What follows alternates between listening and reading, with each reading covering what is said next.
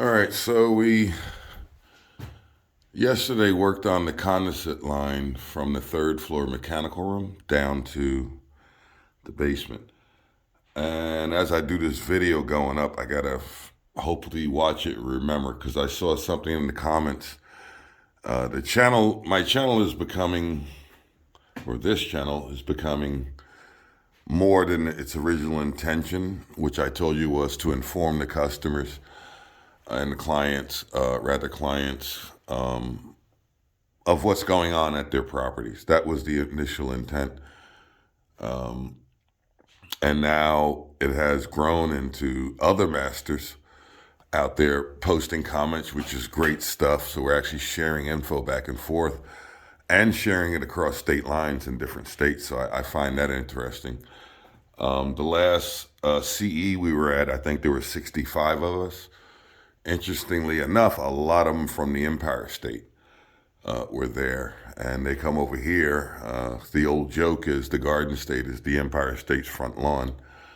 But I think because the Empire and the Garden share one thing in common, and the Empire is even harder, that they're really stringent on code.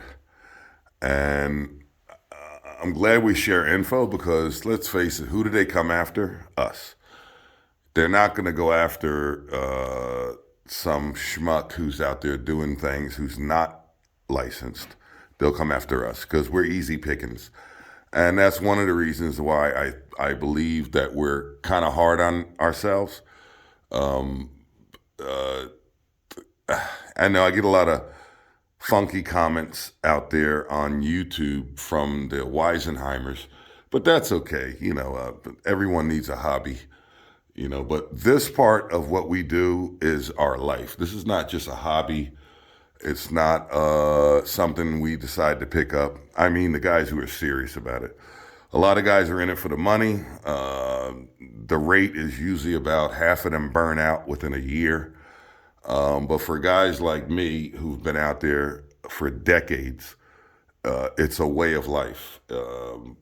It's generational. We're fourth generation, in case anyone is wondering how far we've gone. So that'd be about 135 years, way before there was licensing. So I just wanted to make that comment and thank all the masters out there who make great comments and throw questions around to make me think and share info. So I just want to thank those who do that. For those of you who just log in to be silly, have at it. Everybody gets bored now and then.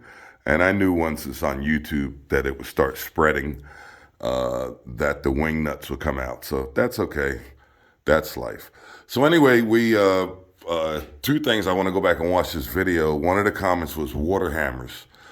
So hopefully I will watch this video and in the next couple of videos address some of that. We're also getting a lot of comments, or a number of comments, about which way to turn T's in the vent system.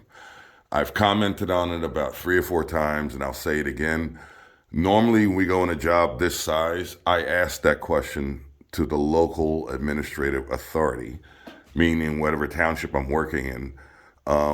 Do they pass or fail T's that are turned upside down, or do they flow with the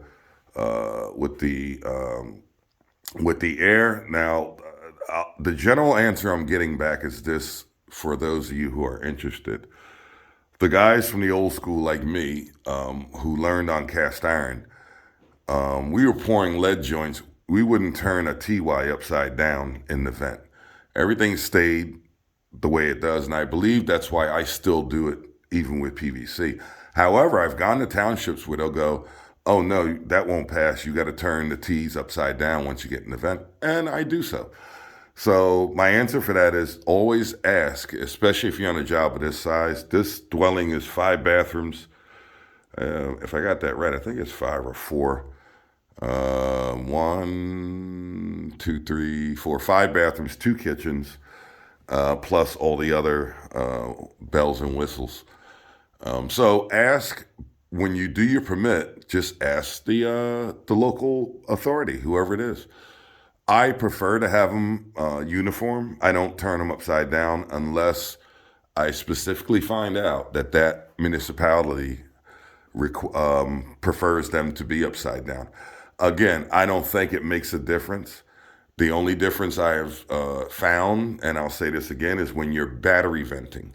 You know, when you're doing 20, 40, 100 fixtures, then it's so critical. And usually then the engineers will draw it, or the PE will have it on the blueprint, and they'll usually approve it and seal it. So other than that, I ask. So there you go. So anyway, this video is about that. I will look at the numbers to find out. One gentleman or person, I don't know if it's a gentleman, doesn't matter, asked, are they sanitary tees or are they TYs? Well, I was told they're TYs in the purchase, but I'm going to drill down further. So I have to go back and watch this video for those two subjects to look at. Three things, actually: condensate, sanitary tee versus TY, and what was the third one? Whatever it is. Oh, water hammers, hammer arrestor, sometimes called hammer time. Anyway, this is the sanitary. I'm sorry, this is the condensate coming from the third floor. It ties into the sanitary here, into the sewer, building sewer, or this branch of the building sewer. And the only reason it's a trap there, again, to keep the sewer gas from coming back upstairs into the third floor. There's a clean out in the top. Again, this does not really have to comply with DWV code. You know why? Because whoever's doing HVAC is supposed to trap the unit before it dumps into the indirect. However, it is still, every time I run PVC into a drain attached to, I keep the same rules. I mean, my brain goes along the same route. Let's put it that way. But if you look in your code book, you can provide an indirect for a HVAC unit, whatever. But guess who has to trap the evaporator? Well, HVAC guys. When that drain comes out off of that evaporator, he's supposed, or she, or they, are supposed to trap that unit before it even gets to the indirect. So anyway, there it is. And I'll say something later about condensate. If you've seen the updates in the code, here it is. It comes through. It goes this way. I put a good amount of pitch on it. This stick I rammed in there so that when I was upstairs and pushed down, that the elbow wouldn't move on me. There's probably going to be another bracket put in here. If you look up pipe supports, even though, again, it's only condensate, I'm probably going to add another bracket here somewhere. That's about 4 feet. And this is about 6 feet. And that's about 6 feet. So somewhere in here, we're going to add a couple more, most likely. Even though it's condensate, I don't want it to do a snake down the road. It may not. But once the ceiling is sheetrocked up, I don't want to take that chance. So let's go see where the rest of the condensate leads. So here we go where it pops through, and we have a purple disaster.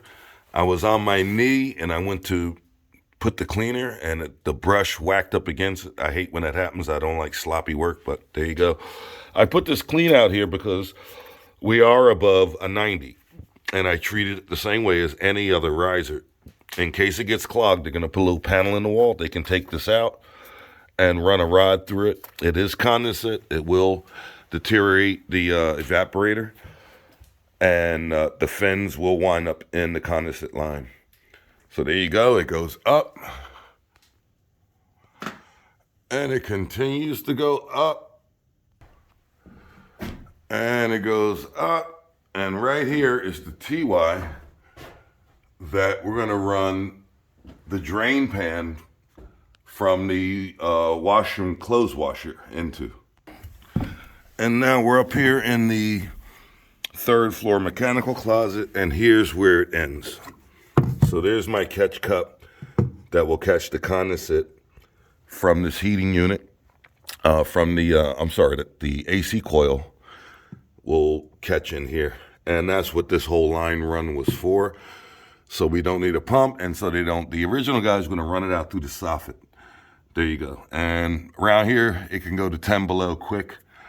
And out through the soffit would mean it would be frozen. Not necessarily a problem in the wintertime that it's frozen, but once this is all closed in and it's frozen and it breaks, then it's a problem. So we avoided that. Just run the line down. It creates that, and it also created a way to drain this guy. This is the washing machine pan. There you go. It's gonna go on the floor right here. And the clothes washer is gonna sit in it. Again, this is a drain pan that may never be used or may remain dry for life. But that was a request from the owners that it be put up here. All right, there you go. See you on the next one.